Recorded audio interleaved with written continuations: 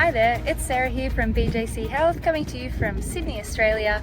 Thanks for showing an interest in one of our educational events. You're about to watch part one, so enjoy the event. If you've got any questions about the content, then please consider joining BJC Connect, where you can access all of our facilitators live. Otherwise, please consider leaving a comment and we'll do our best to get back to you. Hi, thanks so much for joining us. I guess it's going to be a few months of these dark Wednesday nights where we log in and spend some time together, but thanks for joining us tonight. And tonight's all about psoriatic arthritis, and in particular about exercise recommendations. So Tom will be taking us through for the most part tonight. So Tom's an exercise physiologist. He's got a lot of experience in helping people manage their conditions and help them stay active. He's very passionate about psoriatic arthritis. So without further ado, I'll let you get started, Tom, and welcome once again, everyone. Beauty. Thanks, Sarah. Welcome, everybody. Hope it's not too cold wherever you are. Just a gentle reminder that exercise is a really good way to stay warm. It's usually pretty free as well. But without further ado, we'll get cracking. So tonight, we're going to talk about exercise recommendations for psoriatic arthritis, specifically evidence-based stuff. Just before we get started, I want to let everyone know that unfortunately, there isn't a whole lot of published information about psoriatic arthritis when we compare it to rheumatoid arthritis, ankylosing spondylitis, and some other rheumatological conditions, or rheumatic conditions, I should say.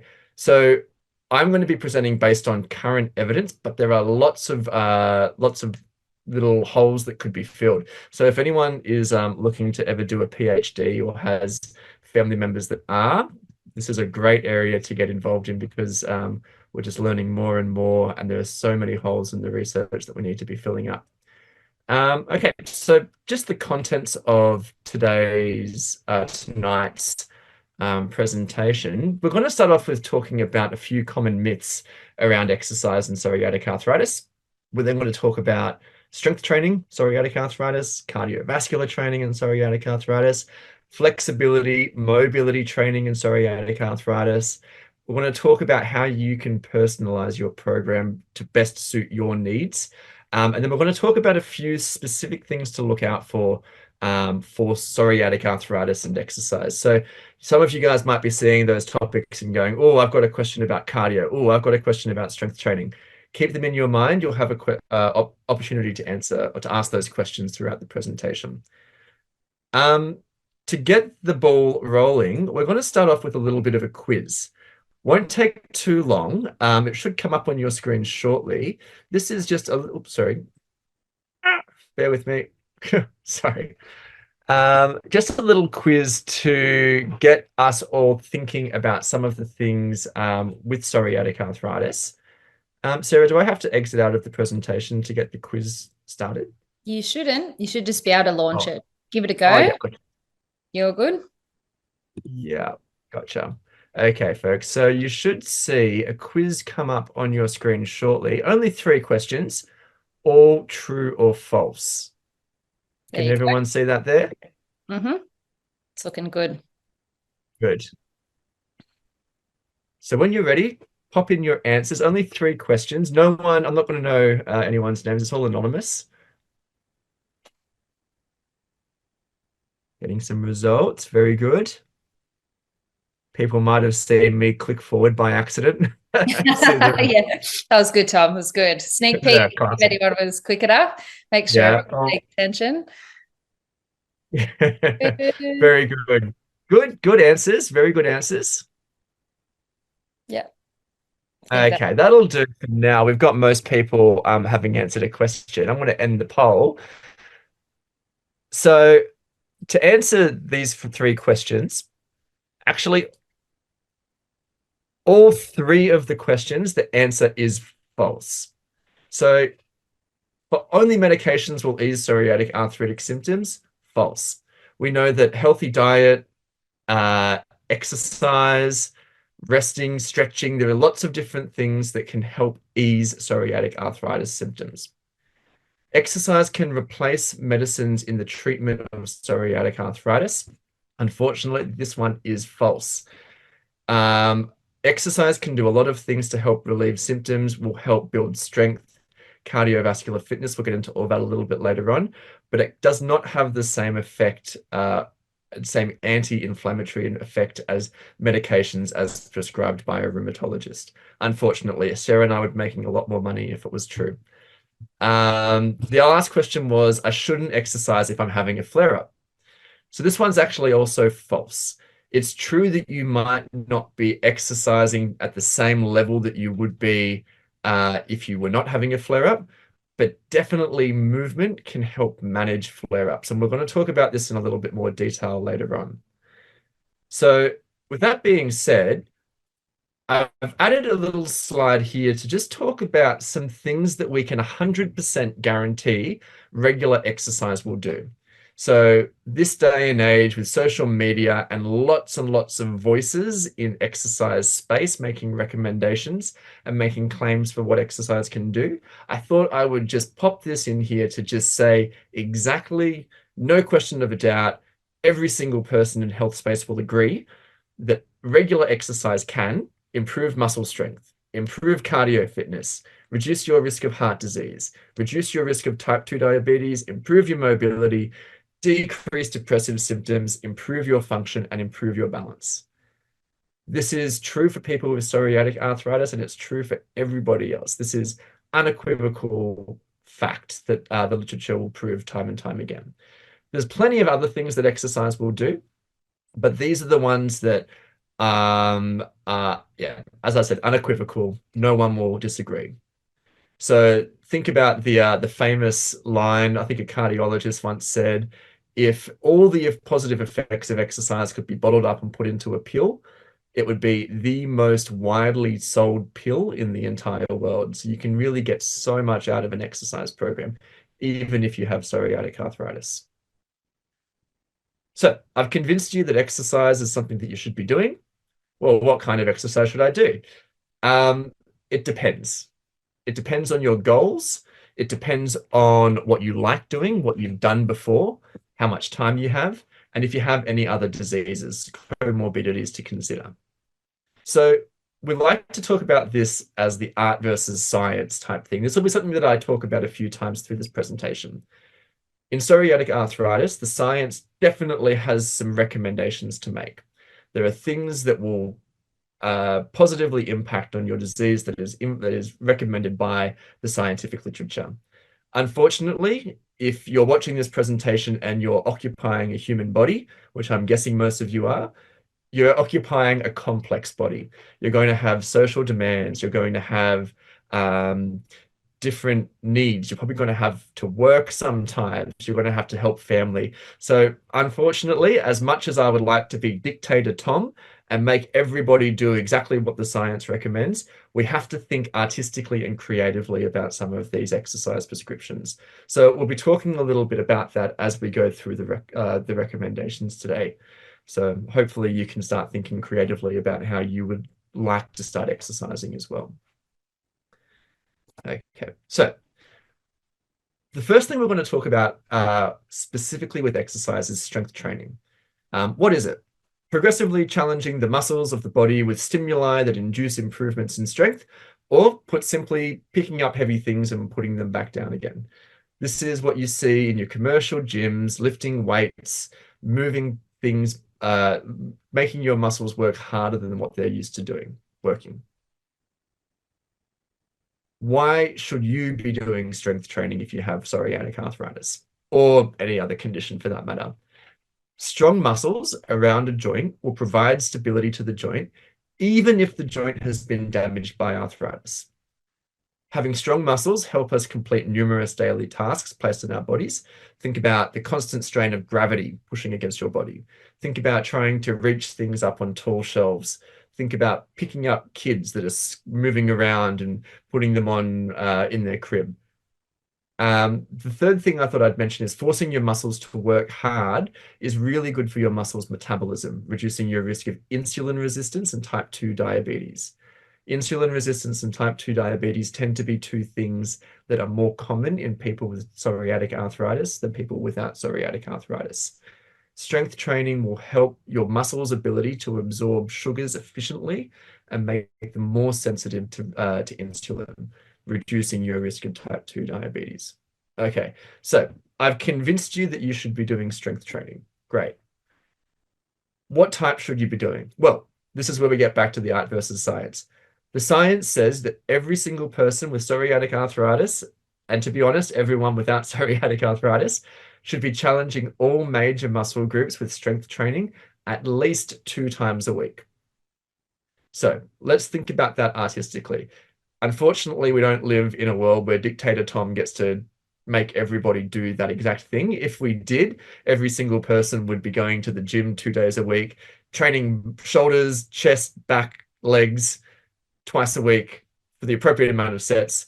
But we don't have that luxury, unfortunately. As good as it would be under a Dictator Tom, it probably isn't realistic. So we have to start thinking artistically about how people can accomplish these goals. These can be done with gym-based exercise. They can be done with home-based exercise. You can think about free weights, machine-based weights, group classes, resistance bands, sometimes even Pilates-style exercises. It's whatever you've done before, whatever you're capable of doing, what you can afford, what you feel comfortable doing. But if you're aiming to sort of challenge all major muscle groups twice a week, you're definitely on the right track. Okay. Moving on to cardiovascular training and psoriatic arthritis. So what's cardio training? Exercise that challenges your cardiovascular system, forcing it to adapt to higher workloads, or to put it simply, doing exercise that makes your heart beat fast for a long time. This is cardio training improves your heart's ability to pump blood around the body. It improves the strength of your blood vessels, and it can improve your metabolism. All of these changes decrease your risk of heart disease, can lower your blood pressure, lower your cholesterol, and lower your blood sugar. So similarly to what I was talking about with insulin resistance and type 2 diabetes, unfortunately, people with psoriatic arthritis are at a higher risk of developing heart disease, having higher blood pressure, and having high cholesterol. Okay, so I've again convinced you that cardio training is an important thing for people to be doing. What type of cardio training should you be doing? The science says complete a total of at least 150 minutes per week of moderate intensity exercise, which is about 30 minutes per day, 5 days per week. Again, Dictator Tom can't put you on an exercise bike 5 days a week and make you cycle for 30 minutes as much as he would like to. So you have to start thinking artistically about this. Here are some ideas, some things you could be thinking about to accomplish this goal. You could be thinking about cycling, stationary bike, outdoors bike, swimming, ocean, pool, walking, jogging, dancing, weights, martial arts, sports, tennis, anything that elevates your heart rate for an extended period of time is going to be beneficial for your cardiovascular system and will help all of the effects I mentioned in the slide before. Okay. Sorry, moving on. Mobility and flexibility training. What is it? Improving a joint's capacity to move freely through its full range of motion, or put simply, stretching and moving to become less stiff. Why should we do it? Having free-flowing movement helps us complete the tasks needed in everyday life, and having restrictions on our range of movement might prevent us from doing certain activities. So one that we see quite often is restrictions in shoulder range of motion and a lack of ability to, say, reach things up on the top shelf or hang close on the line. Another one might be restrictions in range of motion in hips. So squatting down, picking things up off the floor becomes more difficult. Very important also with psoriatic arthritis and other rheumatic conditions. We really want to make sure that the joint is able to move through a full range of motion to make sure that, we're not getting fused joints, which can sometimes occur, or problems with deformations. We can't do too much to change that from an exercise perspective. It will be more of a medication response to prevent those kind of changes in joints. but definitely making sure that a joint can move through its full range of motion is very, very important for any kind of arthritis. So what does the science say?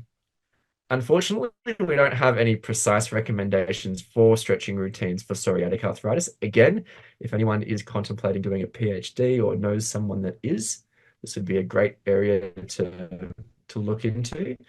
To find exactly the kind of scientific evidence you'd need to get a large group of people with psoriatic arthritis and make them do nothing but stretch for a certain amount of time and then test the results. And unfortunately, that's a pretty difficult experiment to do. But again, if anyone wants to do a PhD, it'd be a great one to do.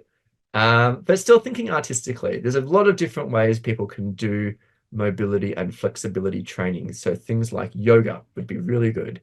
Simple stretching routines at home, foam rollers, passive stretching, which is sort of finding a stretch and holding it, and dynamic stretches, which is more like moving through a range of motion, building mobility. So far we've gone through strength, cardio, mobility, and flexibility.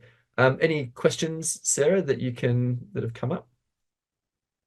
We don't have any just yet, but I thought I'd make a little comment if I can, because I think even being an EP and I'm one of those weird people that I don't mind exercise, but anytime we go through recommendations like that, even I still feel overwhelmed. I just hear it and I'm just like, man, this really sounds like a lot. And so I guess in case anyone else might be feeling the same way, what would your recommendations be, Tom? If someone, let's say, might be trying to get back into some exercise, they've done some things before, they've got psoriatic arthritis, let's say maybe, some of their joints are sore and, it's impacting their fatigue and their energy levels. Like, where would you start? Or if you're making a bit of a comeback to exercise after a break for whatever reason, where do you think, considering what you've gone through in terms of strength and cardiovascular and flexibility, how would you go about helping someone get started again or for the first time? Yeah, good question. I'd really work on things that they enjoy doing and have a low barrier for entry. If you're returning to exercise after a long break or starting exercise and don't have much exercise history at all, the real key is building a sustainable habit to begin with. Say that you've done yoga in the past and you really enjoyed it and you have a great relationship with a yoga teacher, even though like doing yoga 2 times a week doesn't really meet up with the recommended guidelines, building an exercise habit and getting used to going in twice a week and doing your yoga is so much more valuable than taking yourself to a gym, feeling really uncomfortable, not knowing what to do, and then not going back for 6 months. So my advice is find something sustainable, find something with a low barrier. It might even be walking through the street. Find something that you can realistically do that fits into your schedule and try and build a habit out of it. After that, you can really start to build up to some of these recommended guidelines, but small, easy steps is key. Don't feel guilty. Guilt is a very unuseful emotion. Correct. For many things, but particularly when it comes to exercise. All right, we've had some questions come through now, and these are good. There's a couple of people that have asked about like hydrotherapy or aqua classes, or one of them's maybe suggested that. So feel free also, I think in these sessions, one of the great things about them is you can share things that might have worked for yourself with the other people that are on the call tonight. So, but I guess, Tom, what's your take on, hydrotherapy or aqua-based exercise, particularly as a starting out point, but even if that's something that someone enjoys doing? Yeah, absolutely. Look, we have a lot of people asking about hydrotherapy. Again, if you're thinking about it artistically and thinking about the goals you want to achieve, goals are to improve muscular strength. You might reach a point where you're no longer able to achieve those goals as well in the pool as you would doing resistance exercise. That's lifting weights or pulling bands. And the reason is that the great thing about hydrotherapy, which is also the reason it makes it hard to build strength, is that the buoyancy of the water assists you quite a lot with your movement. So the great thing about lifting weights outside of water is that the strain of gravity and the weights forces your muscles to get stronger. If you're looking to improve cardio fitness, you can definitely do that in a hydrotherapy pool. If you're looking to build mobility and flexibility, 100% you can do that in a hydro pool. But if your goals are to build muscular strength, you might reach a bit of a plateau point where it's quite hard to continue building past without leaving the pool and doing some weight-based exercise. So absolutely do it. If it's going to be a sustainable, healthy habit for you, absolutely do it. But if your goals are to build strength, you might need to do some terrestrial activity as well, activities on land. Did you just say terrestrial? Is that a word? All I think Yeah. of that is like E.T., the movie. I'm like, can we actually say not to exercise? Okay, I've learned something tonight. There you go. And the other thing I was going to say, in addition to what you said, all good points. I think aqua can be a really great place to start. Like if you're unsure or if you're really worried, and I've just found that a lot of clients, that can be a very comfortable environment to move and just start to get the body moving again, especially if it's after a flare or after just being diagnosed and you're a little uncertain. The warm water and just being supported by the water can feel really nice, and that's important, I think, when we're trying to get these routines going. Where possible, we need to try and help you do whatever we can to make it feel as comfortable and as nice as possible. And if that's, someone even wrote about great music, so if you find an instructor that's like, geez, they've got a great soundtrack, or if you're doing some things at home, always recommend doing those little things to make it as enjoyable as possible, tend to make it much more likely that you're going to continue with it. Because I think as much as Tom went through that 100% guarantee, which I think is very important, but we probably should have some fine print related to being consistent with it. So all those benefits are on the table, but unfortunately with exercise, we can't just do it once and then tick that box. It's got to be something that we continue to do. But anyway, great question about aqua. Tom, Eddie shared, if I walk every day, is that enough to start with? How would you answer that one? Yes, absolutely. Absolutely. So you'll see if you're going from not walking at all to walking every day, you will definitely see an improvement in your cardiovascular fitness. So that's your ability for your blood to pump blood around, so your heart to pump blood around your body, definitely. If you're already walking a lot, say like you walk all the time for work and you're already quite fit, you might be like swimming or doing other exercise, you might not be getting enough of a stimulus just from walking to see benefits in cardiovascular fitness. So it kind of depends on your base level of fitness. You won't get that much strength benefit from walking regularly, and you probably won't get much mobility and flexibility. But as I said, sometimes the best exercise habit is the one that you're doing regularly. So if you're doing it regularly, absolutely that will be fantastic. Beautiful. The questions are coming in now. It's fantastic. But someone shared there's some great yoga classes on YouTube that are only 10 minutes as a starting point. So very supportive of that. And someone else said, and this is a really good question, as far as you're aware, Tom, are there any EP YouTubers, that's how they've described it, who share yoga routines that you recommend? So I've just got a couple, but yeah, do you have any suggestions or anyone in particular that you follow that might be helpful for the people on tonight?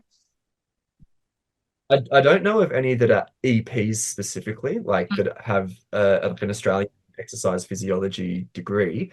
I know of a few people, like the only one that I know, and to be perfectly honest, it's because my mum is obsessed with her, is Yoga with Adriene, who's from Texas, I think. She's very, very gentle. She's got so much content on YouTube. You could very easily find, it's all free. You can very easily find beginner-based yoga exercises. It's Adriene, Adrenne, I think, Yoga with Adriene. Yeah, she's really good. Yeah, agree. That was going to be my suggestion. I was like, surely he'll have another one.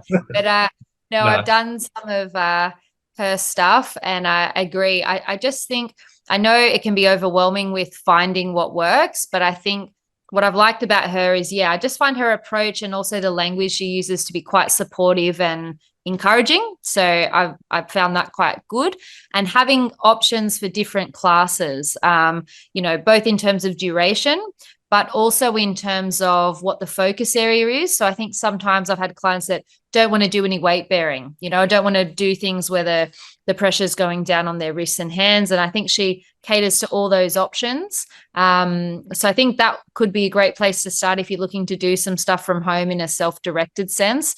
And then I think, because the way I position sort of YouTube or all sort of the free content out there, of course, that's readily available. And at any point, any of us can have a go and see what works. But I think if you run into difficulty, if you're, trying to modify, but you're, finding it difficult, or you're not feeling like you can participate as much as you like, that's where it might be of value to see someone one-on-one. And they still, you might still have the aim of doing yoga classes or some self-directed things as your goal, but someone who gets to know your history and assesses your joints can hopefully then give you some tailored advice. And I know that's something Tom will cover a little bit later, as to being able to personalize things at times. But I think otherwise it's a little bit of just trialing things and seeing what sort of style suits you, and what sort of instructor, caters to what you're looking for.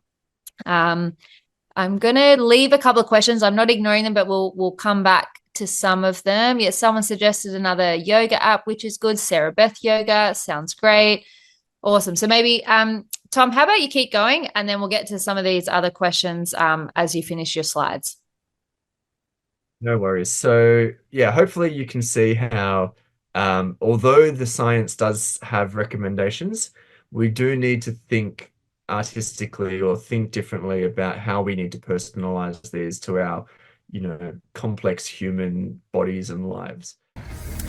So you've just finished watching part 1 of one of our recent educational events. Hope you enjoyed the content. If you'd like to access part 2, then you need to sign up for BJC Connect. It's a free platform where you can access not just the recordings of past events, but also access a whole range of upcoming future events and access our team of facilitators live. All of the details that you need to join BJC Connect are now flashing up on your screen. But otherwise, like our staff, subscribe if you'd like to see more information from BJC Health. Look forward to seeing you in an event soon.